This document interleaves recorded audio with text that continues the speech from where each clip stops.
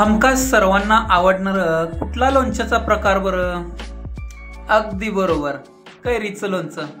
चला तर झटपट व चटपटीत असे लोणचे कसे तयार करायचे बघूयात.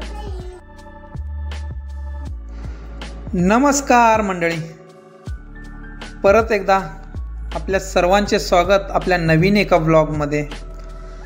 तर आज आपण बनवणार आहोत आंब्याचे झटपट व चटपटीत असे जेवणाबरोबर खाण्यासाठी लोणचे. आपल्या चॅनलवरती नवीन आला असाल, पहिल्यांदा आला असाल तर चॅनल सबस्क्राईब करायला विसरू नका. चला तर बनवूयात झटपट असे बनणारे कैरीचे लोणचे.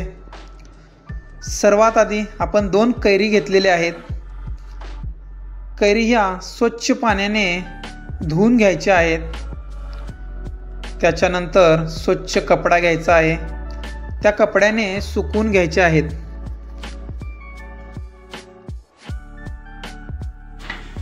कैऱ्या साफ करून झाल्यानंतर कैरीच्या छोट्या छोट्या फोडी करून घ्यायच्या आहेत.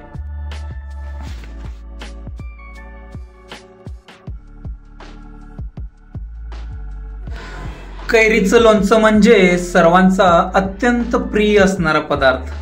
आंबट, तिखट व तुरट चवीने जे काही कैरीचं लोणचं तयार होतं, हे अत्यंत चविष्ट असं लोणचं तयार होतं.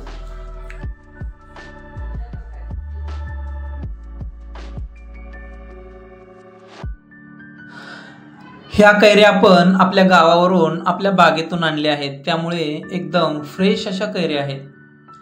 कैऱ्या स्वच्छ पाण्याने धुण्याचे कारण म्हणजे त्याच्या आजूबाजूला जी लागलेली घाण, शिवाय कैरीचा जो काही चीक असतो तोही निघून जातो. कैरीच्या छोट्या छोट्या फोड्या करून झालेल्या आहेत. त्याच्यामध्ये आपण लाल मिरची मसाला, मीठ, हळद आणि चाट मसाला असेल तर तोही टाकणे. म्हणजेच आपले लोणचे कसे चाट मसाल्याने चटपटीत असे होते. सर्वात आधी 1 चमचा लाल मिरची मसाला टाकणार आहोत. त्याच्यानंतर 1 चमचा मीठ, त्याच्यानंतर अर्धा चमच हळद, असे सर्व आपण मिक्स करून घेणार आहोत. सर्व एकदम मिक्स करून घ्यायचे आहे.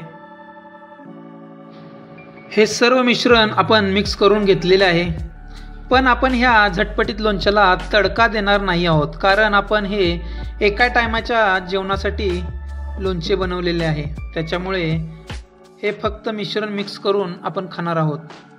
पण वर्षभर टिकून राहणारे आंब्याच्या लोणच्याचा व्लॉग आपण लवकरच आपल्या चॅनलवरती अपलोड करणार आहोत, तर नक्की तो व्लॉग बघा.